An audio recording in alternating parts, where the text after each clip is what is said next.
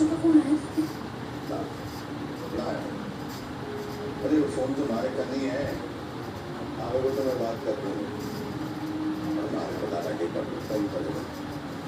इतनी देर हो गई है तो कभी करेगा क्या? बाबू आशु ने हमारे से कहा था कि भले कितनी देर हो जाए वो फोन करेगा भाई। आप चिंता ना करो, फोन मैंने दे दो, आप आराम से सोचो। अरे पर ठाकुर साहब के सामने कोई बात कैसे करेगी? मैं कर लूंगी, आप चिंता ना करो। ठीक है, आप सो जाओ।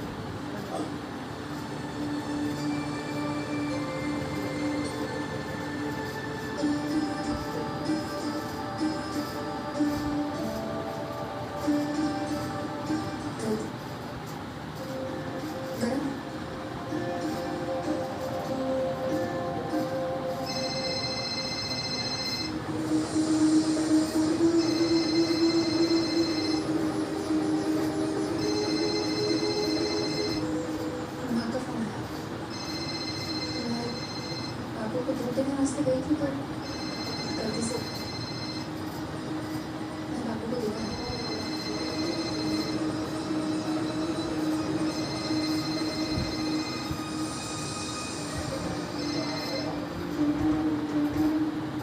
हाँ जल्दी बोल, मैं चाहता नहीं तो बात ना कर सकूँ।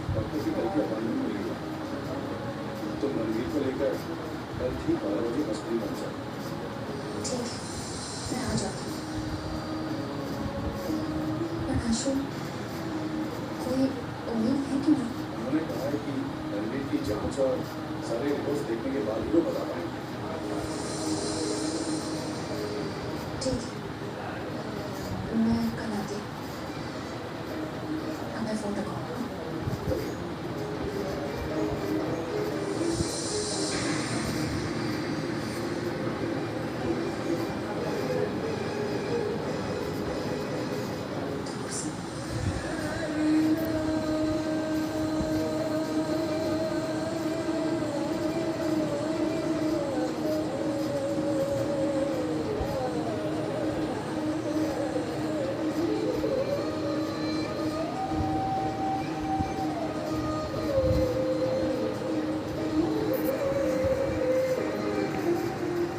तुमसे नफरत करता था तो शायद ठीक ही करता था।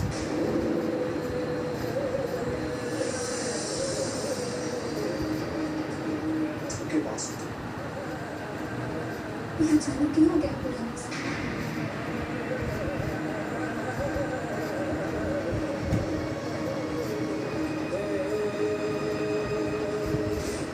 तो आपके वापस आके आपके से आपके प्रेम की पत्नी उतरी।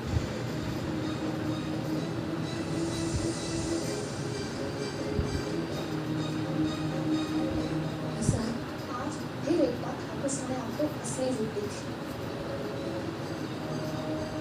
और अब बोला कि आप कितनी बड़ी धोखेबाज हो। क्या कह रही हैं? आपने आशु और अपने प्रेम को ठाकुर साहब से छुपाने की कोशिश की, पर हमेशा सच को मात ना दी जा सकी। अब कैसे छुपाएंगे अपने पाप को?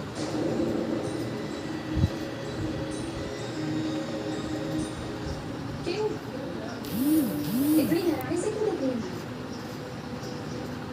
मैंने ही ठाकुर साहब को बताया कि मंदिर जाने के बहाने किसी भगवान के दर्शन कर रही थी और ठाकुर साहब ने भी अस्पताल जाकर अपनी आंखों से आपको आशु के साथ देखा। इसी वास्ते वो आपको धोखेबाज कहकर से जान गई। ये अपनी क्यों दुख हो गया कि अब ठाकुर साहब को पता चल गया है तो आप अपने आशिक से छुप छुप कर नाम नहीं चुके। सामान बांधो ठाकुर साहब की आंखें खुल गई। अब दिल भर गए आपके साथ।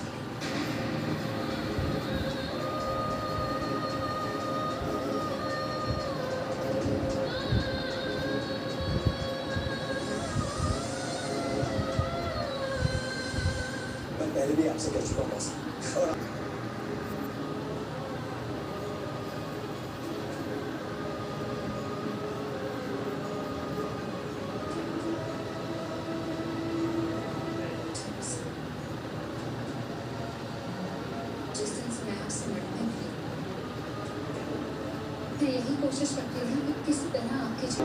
पर आप मैंने अपनी ओर खींचते गए और मैं आपके पीछे चली गई। अपनी बहन की खातिर मैंने आपका प्रेम स्वीकारना था।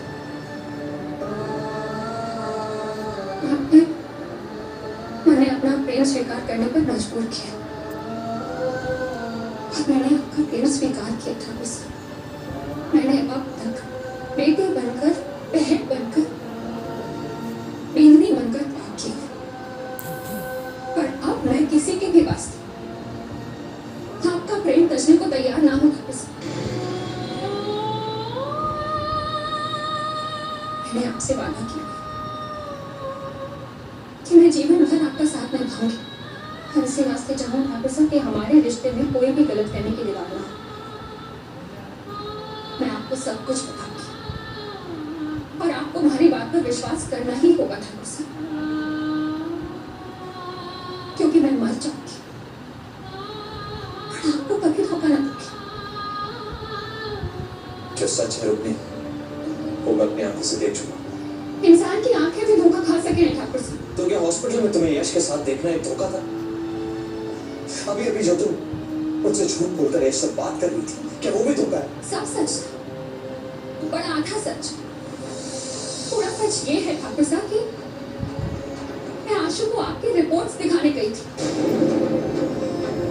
डॉक्टर दास की रिपोर्ट्स हमारा मन मारने को तैयार था और इसी वास्ते मैं आशु के पास सलाह मशवरा करने गई थी। उससे डॉक्टर सिंह की अपॉइंटमेंट भी ली और कल सुबह हम दोनों को उनके पास गए। जी आप तुम्हारी बात पर अब भी यकीन ना तो आप अपनी अलमारी खोलकर देखिए कि बढ़िया आपकी रिपोर्ट्स हैं या ना। रुक्मिणी, अगर ऐसी बात थी तो तुमने मुझे भी नहीं बताया। अगर तुम मुझे बताती तो मैं तुम्हें रोकता थोड़ी, बल्कि मैं तो खुद तुम्हारे साथ चलता। मैं ना चाहती थी कि फिर से आपके और साल के मन में एक नई आस जगे और वो आस फिर से एक नया डॉक्टर तोड़ दे।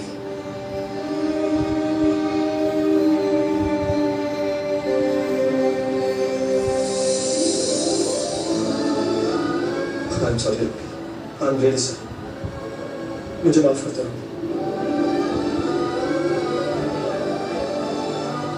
बिना सोचे समझे मैंने तुम पर शक किया। अब मैं आपसे कुछ पूछूं आपसे।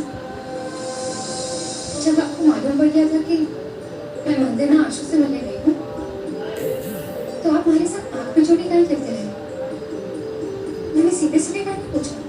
वो इसलिए रुकी क्योंकि रसाल ने मेरे मन में इतना जहर भर दिया था कि मैं कुछ सोचने के लायक ही नहीं रहा। दिन भर अपने आप से लड़ता रहा कि मेरी रुक्मिणी मेरे साथ ऐसा नहीं कर सकती, लेकिन आखिर वही हुआ जो रसाल चाहती थी। उसके जहर ने असर किया और मुझे तुम पर शक हो गया। ये सब कुछ रसाल जानबूझ के कह रहा। आपने बहुत अच्छा किया भाभी साहब, जो भाई साहब को रुक्मिणी और यश के बारे में सब बता दिया। ये सुनकर मणिपुर रणवीर की घड़ी चिंता हो रही है। कुछ नहीं होगा दादी साहब, रुक्मिणी की करतूतें ही ऐसी है कि एक ना एक दिन ये तो होना ही था। ऐसी बातें छुपी नहीं रह सकती। मैं तो कहती हूँ जो हुआ सही हुआ। और देखिए ना, भाई साहब को रसाल भाभी साहब के कहने पर पहली बार यकीन हो गया है, वरना वो रुक्मिणी के पीछे हॉस्पिटल नहीं गए होते। और देखना भाभी साहब, धीरे धीरे यकीन प्यार में बदल जाएगा और भाई साहब आपके पास आ जाएंगे। इस धोखे की सजा भाई साहब रुक्मिणी को जरूर देंगे और थप्पे मारकर उसे हवेली से निकाल देंगे। और रसाल भाभी साहब को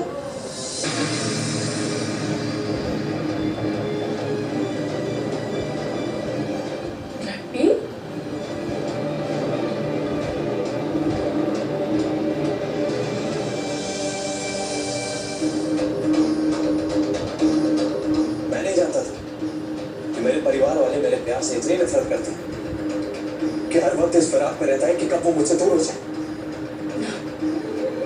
ना छोरा, मोमिन का यो मतलब ना था। वो तो हम सबको थारी इतनी घड़ी चिंता हो रही थी कि अगर आप सबको सचमुच मेरी इतनी चिंता है ना, तो कोशिश कीजिए कि आगे से मेरे और रुक्मिणी के बीच में ऐसी गलतफहमी पैदा ना करें।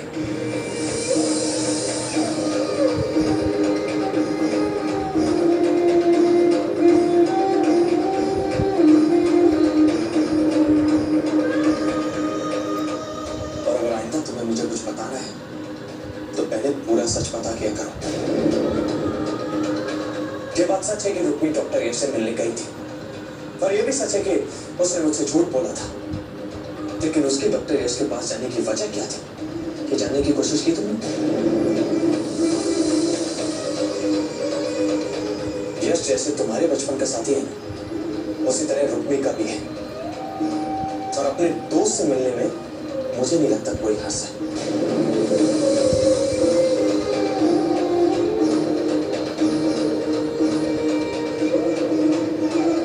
मैं पहले भी आपसे कह चुका हूं मासा, और आज आखिरी बार कह रहा हूं, रुक्मी मेरी पत्नी है और मैं उससे बहुत प्यार करता हूं। ये बात आप जितनी जल्दी स्वीकार कर लें, आपके लिए अच्छा होगा। वरना हो सकता है कि आपका इकलौता बेटा आपसे हमेशा हमेशा के लिए रिश्ता तोड़ दे।